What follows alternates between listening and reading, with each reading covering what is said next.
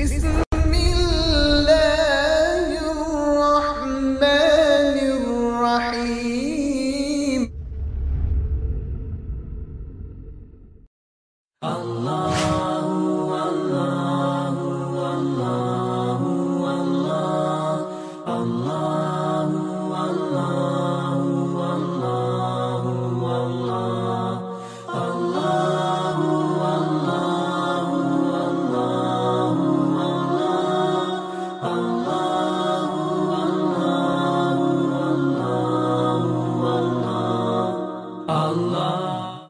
صل على رسوله نور الأولين والآخرين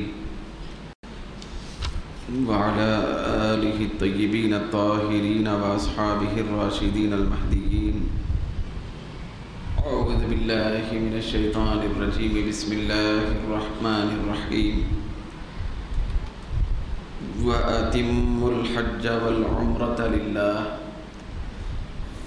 فإن أحصرتم فما استيسر من الهدي ولا تحلقوا رؤوسكم حتى يبلغ الهدي محله. صدق الله مولانا العظیم.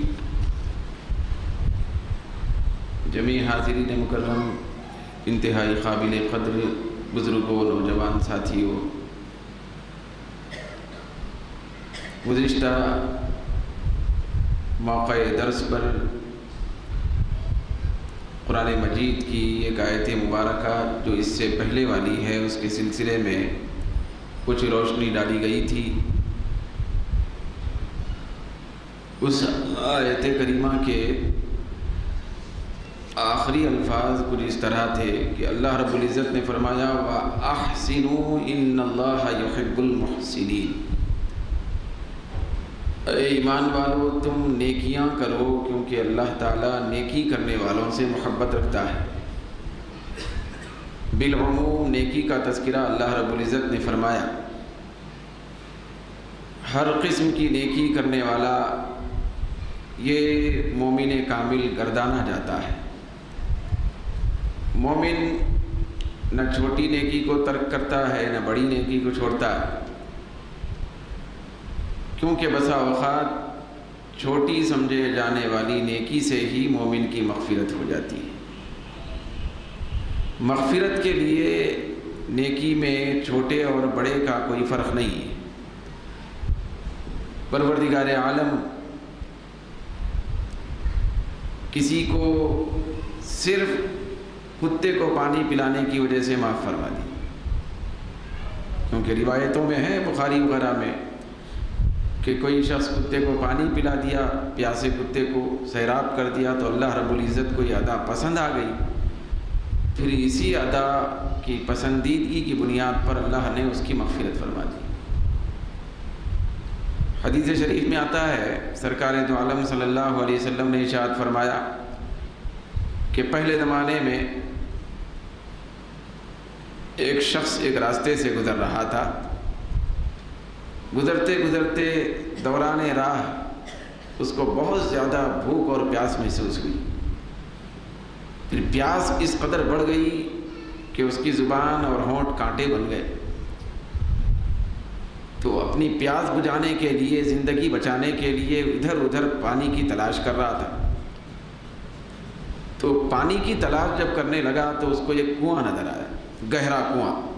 حدیث میں آتا ہے جب گہرا کنواں نظر آیا تو وہ شخص اپنی پیاس بجھانے کے لیے اپنے آپ کو خطرے میں ڈال کر وہ گہرے کنویں میں اترا.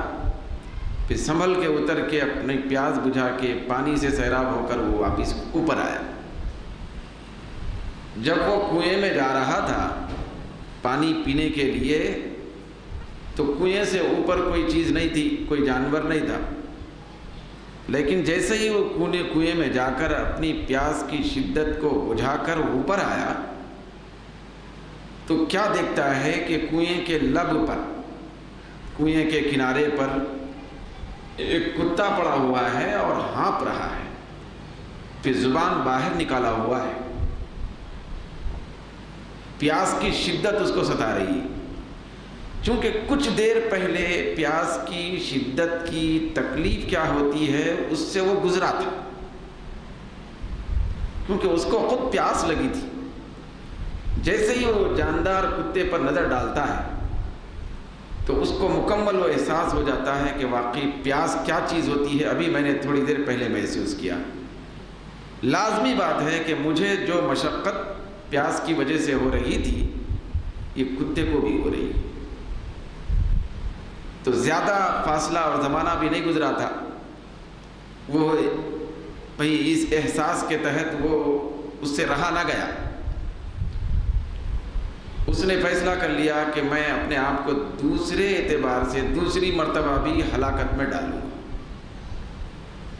وہ کہنے لگا کہ مجھے جس طرح پیاس کی شدت محسوس ہو رہی تھی، کتا بھی وہی انداز سے بلبلا رہا ہے، لہذا کیوں نہ میں اس کی پیاس بجھاؤں۔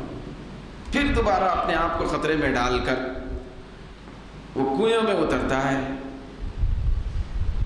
جب کنویں میں پہنچا، اب وہاں کنویں میں پہنچنے کے بعد اب وہ محسوس کرنے لگا، اس وقت تو خود اس کو پیاس ہوئی تھی، تو کنویں میں پہنچ کے پانی ہاتھ سے لے کے پی کے باہر نکلا تھا، مگر اب صورتحال دوسری ہے، پانی اوپر لے کے جانا ہے کتے کو پلانے کے لیے۔ سرکار فرماتے ہیں وہ رک کے ٹھہرا، کچھ دیر غور کرنے کے بعد اس کو سمجھ میں آیا کہ میں اپنا چمڑے کا جوتا نکالتا، وہ موزہ پہنا ہوا تھا چمڑے کا، وہ نکالا پیر سے، نکال کے چمڑے کے موزے میں پانی بھرا، پھر اس کو اپنے دانتوں سے پکڑا، منہ سے دانتوں سے پکڑ کر بڑی احتیاط کے ساتھ اوپر آیا۔ پھر اوپر آنے کے بعد اس پیاسے کتے کو وہ سیراب کر دیا، اس کے منہ میں پانی ڈالا۔ پانی جیسے ہی ڈالا کتے کے اندر نئے سرے سے جان آ گئی، کتا اٹھا، وہاں سے روانہ ہوا، پھر وہ شخص بھی وہاں سے روانہ ہوا۔ بھائی اس کے احساس اور شعور میں نہیں ہے کہ میں کوئی بہت بڑی نیکی کیا ہوں، اس کے شعور میں نہیں ہے، مگر اللہ رب العزت اسی لمحہ اس زمانے کے پیغمبر کو حکم دیتا ہے۔ حضور فرماتے ہیں بنی اسرائیل کے پیغمبر کو حکم دیتا ہے کہ اے میرے نبی، فلاں مقام پہ میرا ایک پیارا بندہ ہے، بہت چہیتا بندہ ہے، تم اس کے پاس جاؤ، اس کو سلام پہنچاؤ، خالق کائنات کا سلام پہنچاؤ، پھر اس سے یہ بشارت سناؤ کہ پروردگار عالم نے تیرے تمام گناہوں کو معاف کر دیا ہے، کتے کو پانی پلانے کی وجہ سے تجھ کو معاف کر کے جنت عطا فرما دیا ہے۔ گناہوں کی معافی ہوئی، خطاؤں کی تلافی ہوئی، مغفرت کا سامان ہوا، جنت کی نعمت ملی۔ کس وجہ سے؟ صرف کتے کو پانی پلانے کی وجہ سے۔ تو اللہ رب العزت فرماتا ہے وَأَحْسِنُوا، تم ہر قسم کی نیکی اختیار کرو، چھوٹی بڑی کا فرق یہ ختم کرو، جہاں جیسا موقع ملتا ہے نیکی کا کام کرتے رہو۔ کیوں؟ اس لیے کہ چھوٹی نیکی کرنے والا ہو یا بڑی نیکی کرنے والا ہو، ان اللہ یحب المحسنین، ہر قسم کی نیکی کرنے والے سے اللہ محبت کرتا ہے۔ محبت کرنے کا یہ نرالا انداز ہوتا ہے۔ کبھی کبھی کانٹا ہٹا دیا گیا، راستے سے تکلیف دہ چیز ہٹا کے آدمی گزر گیا تو چھوٹی نیکی ہے، لیکن اللہ اس سے محبت کرتا ہے۔ پھر اللہ کی محبت کے جہاں بہت سارے انداز ہیں، تو اسی انداز میں، انہی اندازوں میں سے ایک انداز معاف کرنا۔ بھئی اس کے انداز بڑے جداگانہ ہیں محبت کے، وہ معاف کرنا، مغفرت کرنا، بخش دینا، یہ اللہ تبارک و تعالیٰ کے نرالے اندازوں میں سے ایک انداز ہے۔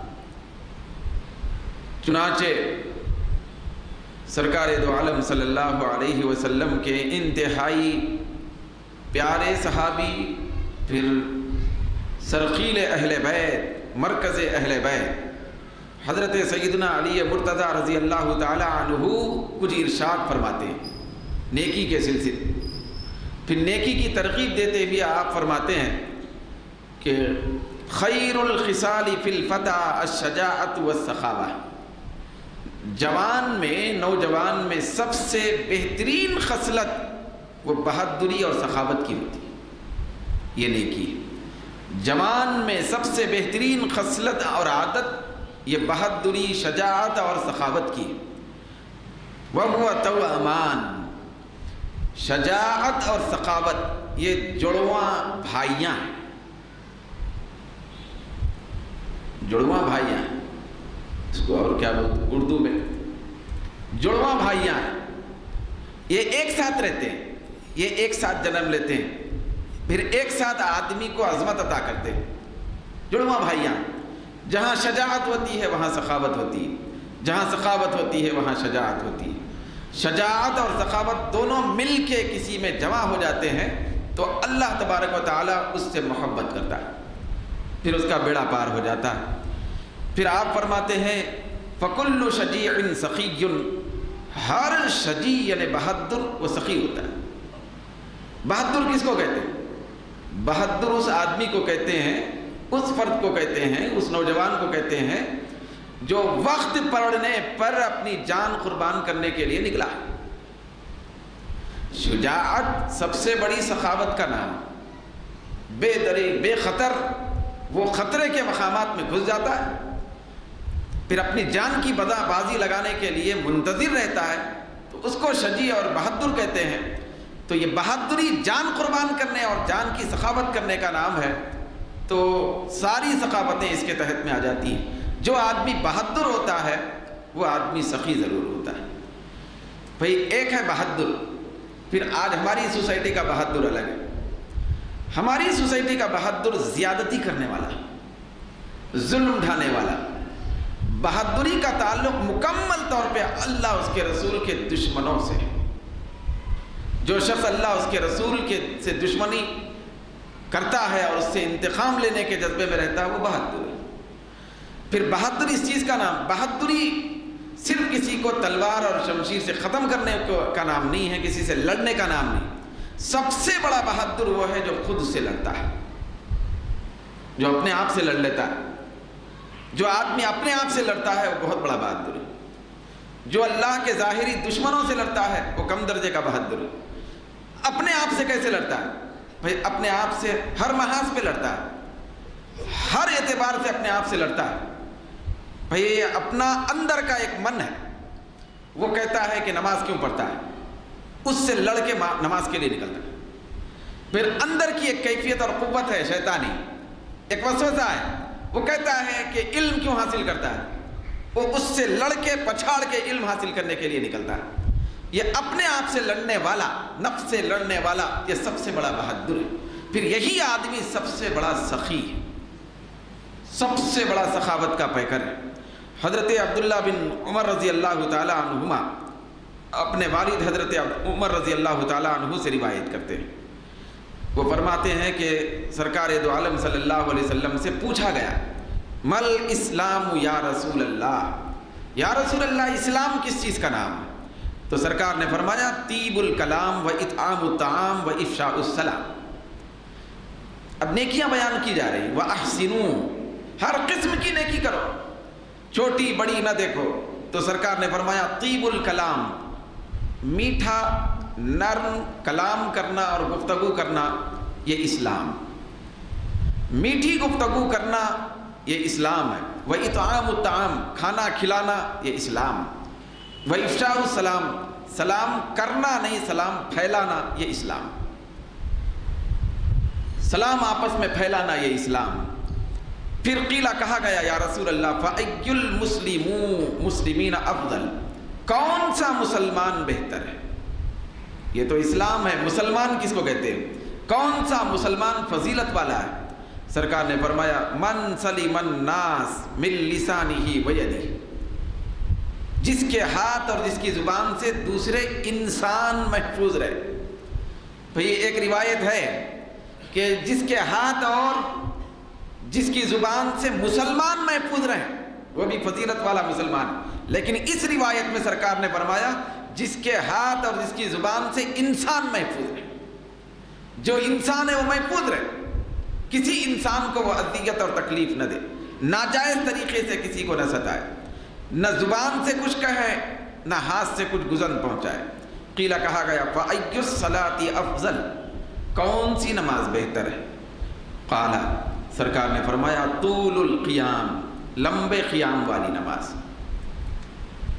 جس نماز کے اندر قیام لمبا ہوتا ہے، تلاوت لمبی ہوتی ہے، وہ نماز بہتر ہے، لیکن اس کا تعلق امام صاحب سے نہیں ہے، اس کا تعلق تنہا نماز پڑھنے والے سے، کہ امام صاحب کے پیچھے جب نماز پڑھتے ہیں تو مختلف معذور مجبور لوگ ہوتے ہیں، کام اور حاجت میں جانے والے لوگ، یہ اپنے طور پہ نماز پڑھنے کا جہاں تک تعلق ہے کہ ایک آدمی اپنے طور پہ رات بھر قیام کر رہا ہے، عشاء کے وضو سے فجر کی نماز ادا کر رہا ہے، تو وہ اس کا حق ہے، وہ اس کے لیے درست اور جائز ہے، بہت بڑا مرتبہ ہے۔ جس نماز میں قیام لمبا ہوتا ہے وہ نماز سب سے زیادہ بہتر ہوتی ہے، سب سے زیادہ بہتر ہے۔ کیوں؟ اس لیے کہ اللہ کی بارگاہ میں کھڑے ہونا، یہ اللہ کی عدالت میں کھڑے ہونا، پھر اللہ کے فضل کے ماحول میں کھڑے ہونا ہے۔ جو آدمی جتنا اللہ کی بارگاہ میں کھڑے ہوگا ہاتھ باندھ کر، پروردگار عالم کو اس کے اوپر اتنا ہی رحم آئے گا،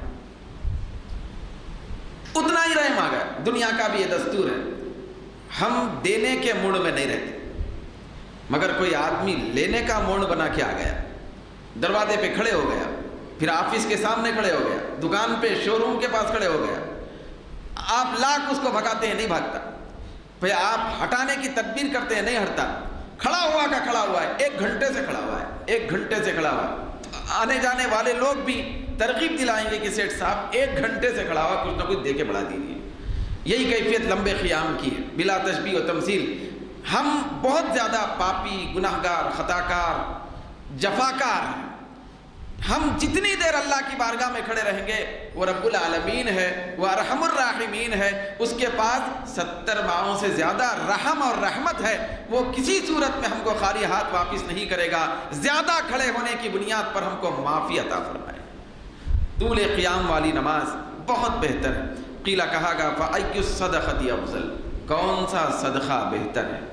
قال، سرکار نے فرمایا کہ نہ رہنے کے باوجود دینا، بلکہ روایت میں یہ ہے نہ رہنے پر بھی دینے کی کوشش کریں، کیونکہ نہ رہنے والا دینے سے تو بہت زیادہ قاصر ہے۔ سرکار فرماتے ہیں جس آدمی کے پاس کچھ ہے نہیں، یا ہے بھی تو اپنے بیوی بچوں اور گھر کے لیے ہے، لیکن اس کے باوجود وہ دینے کی کوشش کرتا ہے، تو یہ سب سے زیادہ بہترین صدقہ بن جاتا ہے، سب سے زیادہ بہترین صدقہ۔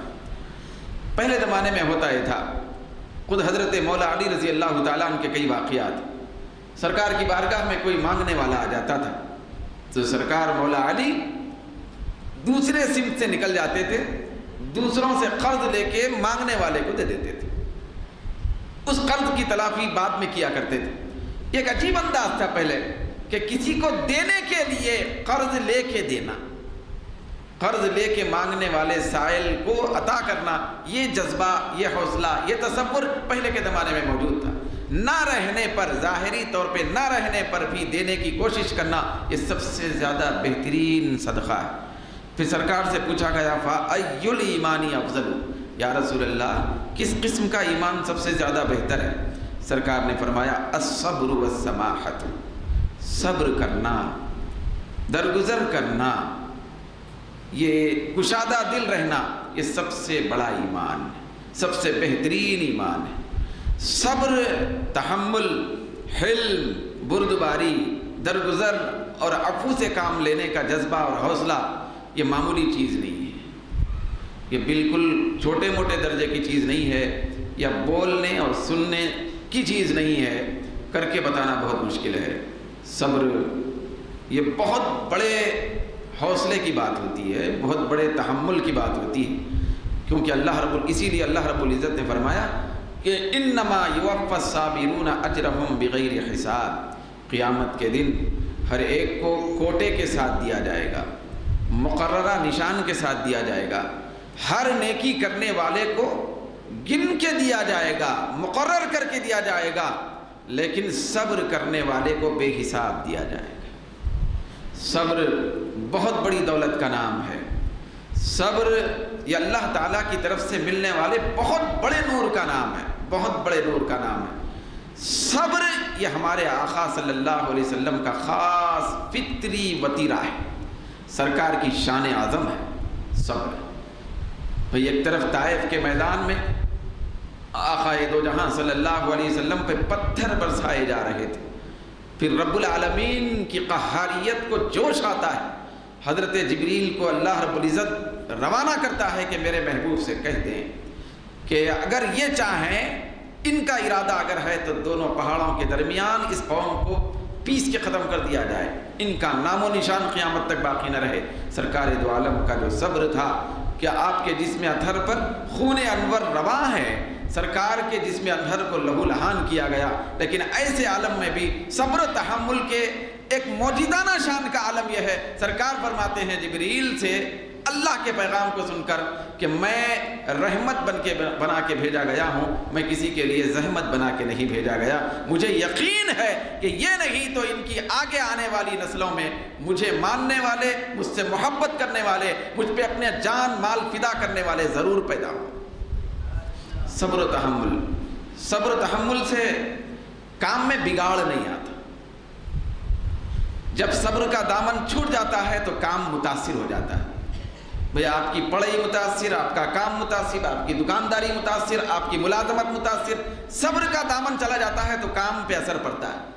صبر کر لیں تو کام متوازن انداز میں چلتے رہتا ہے۔ جتنی مصیبتیں ہیں آگے پیچھے دائیں بائیں آتی رہیں گی، صبر کا دامن تھام کے آگے بڑھتے جائیں گے تو منزل مقصود تک پہنچ جائیں گے۔ لیکن اگر بے صبری کے ساتھ دائیں بائیں دیکھ کر آنے والی مصیبتوں اور زیادتوں کی طرف توجہ دیں گے کہ تو منزل تک پہنچنا مشکل ہو جاتا ہے۔ صبر بہت بڑی نعمت کا نام۔ پھر سرکار سے کہا گیا فَأَيُّ الْجِهَادِ أَفْضَلُ، یا رسول اللہ کون سا جہاد سب سے زیادہ بہتر ہے؟ سرکار نے فرمایا مَنْ عَقَرَ جَوَادَهُ وَأُهْرِقَ دَمُهُ، جو آدمی اپنے گھوڑے کو ذبح کر دیا، ختم کر دیا جہاد پہ جاتے جاتے اور اس کا خون بہایا گیا، جو آدمی اپنا خون بہایا، گھوڑے کو بھی زخمی کر دیا، اس کا خون بہایا، اس کو فنا کر دیا، اتنا زیادہ جہاد کے لیے نکلا، پھر اللہ کے دین کے غلبے کے لیے نکلا، تو وہ جہاد سب سے زیادہ بہتر ہے۔ پھر کہا گیا فَأَيُّ الرِّقَابِ أَفْضَلُ، یا رسول اللہ کون سا غلام آزاد کرنا سب سے زیادہ بہتر ہے؟ اس زمانے میں غلاموں کا سسٹم تھا، غلام بڑے قیمتی ہوتے تھے، جس کے پاس غلاموں کی کثرت ہوتی بڑا مالدار ہوتا تھا۔ تو کون سا غلام آزاد کرنا سب سے زیادہ فضیلت والا ہے؟ سرکار نے فرمایا اغلاها ثمنا، جس غلام کی قیمت زیادہ ہے اس کو آزاد کرنا سب سے بڑی فضیلت والی چیز، جو زیادہ قیمتی غلام ہے اس کو آزاد کیا جائے۔ پھر آگے بیان کیا گیا ہے تفسیر روح البیان میں کہ والجہاد جہادان، جہاد دو قسم کے ہوتے ہیں، ظاہر و باطن، ایک ظاہری جہاد ہے کھلا کھلا، پھر ایک باطنی جہاد ہے۔ فالظاہر مع الکفار، ظاہری جہاد تلواروں سے جو ہوتا ہے، برچھوں سے جو ہوتا ہے، تیروں سے جو ہوتا ہے وہ کافروں کے ساتھ ہوتا ہے۔ والباطن مع النفس والشیطان، باطنی جہاد اپنے نفس اور شیطان سے ہوتا ہے۔ وہذا اصعب، یہی سب سے زیادہ مشکل ترین جہاد ہے، مشکل ترین جہاد ہے۔ لأن الکافر ربما یرجع الى اما بالمحاربۃ او بالصلح، کیونکہ کافر بسا اوقات صلح کی وجہ سے یا جنگ کی وجہ سے پھر کے ایمان کی طرف آ سکتا ہے۔ جنگ ہو گئی، جنگ کے بعد کفار، کافر تھا مسلمان ہو گیا، یا صلح ہو گئی مسلمان ہو گیا، یا ببذل النفس والمال، مال یا فراغ دلی دکھائی گئی، اس کو معاف کیا گیا تو وہ اسلام کی طرف آ جا سکتا ہے۔ لیکن شیطان اور نفس یہ کبھی بھی پلٹ کے اصلاح کی طرف نہیں آ سکتے، یہ سدھر نہیں سکتے، اس لیے ان سے جہاد یہ بہت بڑا جہاد ہے، اس سے بڑا جہاد نہ کبھی ہو سکتا ہے نہ کبھی ہوا ہے، نفس و شیطان سے جہاد۔ سرکار دو عالم صلی اللہ علیہ وسلم جہاد میں کئی صحابہ شہید ہوئے، کئی صحابہ زخمی ہو گئے، کسی کی آنکھ چلی گئی، کسی کا سر زخمی ہو گیا، کسی کا ہاتھ پیر چلے گیا، متاثر ہو گئے، بڑے جہاد سے واپس آ گئے، جنگ کر کے واپس آئے۔ واپس آنے کے بعد سرکار نے فرمایا کہ ہم چھوٹے جہاد سے بڑے جہاد کی طرف آئے۔ صحابہ نے عرض کیا یا رسول اللہ بڑا جہاد کیا ہے؟ تو سرکار فرماتے ہیں بڑا جہاد ہی اپنے نفسوں سے جہاد ہے۔ وہ چھوٹا جہاد تھا جو میدان جنگ میں ہو رہا تھا، یہ بڑا جہاد ہے جو اپنے نفس اور شیطان سے ہونے والا ہے۔ تو یہ ساری نیکیاں یہ اللہ تعالیٰ کی محبت کا سبب بنتی ہیں۔ ان ساری نیکیوں کے ذکر کے بعد، نیکیوں کا ایک دائرہ بتانے کے بعد اللہ رب العزت آگے فرما رہا ہے کہ وَأَتِمُّ الْحَجَّ وَالْعُمْرَةَ لِلَّهِ، اے لوگو، اے بندو، تم حج اور عمرہ مکمل کرو اللہ کے لیے۔ حج اور عمرہ مکمل کرو اللہ کے لیے۔ نیکیوں کا عام بیان ہونے کے بعد خاص نیکی کا بیان ہو رہا ہے۔ خاص نیکی کا بیان اس لیے آیا کیونکہ حج یہ عمر میں ایک مرتبہ ہوتا ہے، فرض ہے۔ بار بار کوئی آدمی حج کو تو جا نہیں سکتا، کوئی آدمی جاتا بھی ہے تو حد سے زیادہ تو نہیں جا سکتا، اس طرح نہیں جا سکتا حج کو جس طرح وہ 5 وقت نماز کو آتا ہے، نہیں جا سکتا۔ تو اسی لیے اللہ رب العزت خاص نیکی کا ذکر فرما رہا ہے کہ یہ دیکھو عمر میں ایک مرتبہ کیا جانے والا عمل ہے، لہذا جب تم کو کرنے کا وقت آ جائے، استطاعت ہو جائے تو حج کو اور عمرے کو مکمل کر لیا کرو، اس کے اندر نقص باقی نہ رکھو۔ نماز کے اندر نقص پیدا ہو گیا تو نماز کی تلافی بھی ہو سکتی ہے، یا نماز دوبارہ پڑھی جا سکتی ہے، پلٹ کے نماز مصیبت ہو سکتی ہے، لیکن حج اگر نقص والا ہو جائے تو پھر بڑے مسائل ہو جاتے ہیں، پھر سرمایہ ہونا، پھر جانا، پھر واپس لوٹ کے آنا، پھر سارے مناسک کو ادا کرنا، بڑی مشقتیں بھی اس کے اندر ہیں، کلفتیں ہیں۔ لہذا تم جب حج اور عمرہ کرنے کا وقت آ جائے تو اس کو مکمل کر لیا کرو، اس کو مکمل کرو۔ قرآن مجید کے اندر اللہ رب العزت نے یہ نہیں فرمایا کہ نماز کو مکمل کرو، نماز قائم کرو، لیکن جب حج کی بات آئی تو اللہ فرماتا ہے نہ حج مکمل کرو، اس کی طرف زیادہ دھیان دو۔ پھر حج سے اتنی برکتیں بندے کو نصیب ہو جاتی ہیں کہ جو حد و شمار سے باہر ہے۔ بندہ، ایک موٹی سی ہماری سماج کی مثال ہے، جب کوئی آدمی حج کر کے آتا ہے، حج کر کے ابھی وہ اپنی سواری سے اترا تو ادھر لوگ کہنے لگے حاجی صاحب آ رہے ہیں، مگر 5 وقت نماز پڑھ کے نکلتے ہیں، کوئی صاحب ایک بھی نہیں کہتے نمازی صاحب آ رہے ہیں، نمازی صاحب آ رہے ہیں۔ 5 وقت نماز پڑھنے پر سوسائٹی نمازی صاحب نہیں کہتی، ایک مرتبہ حج کرنے پہ حاجی صاحب کہتی ہے۔ یہ اعزاز، یہ ایک اعزاز ہے حج کرنے والے کے لیے۔ تو لہذا جب بھی تم حج کا موقع آئے تو اپنے حج کو مکمل کر لیا کرو۔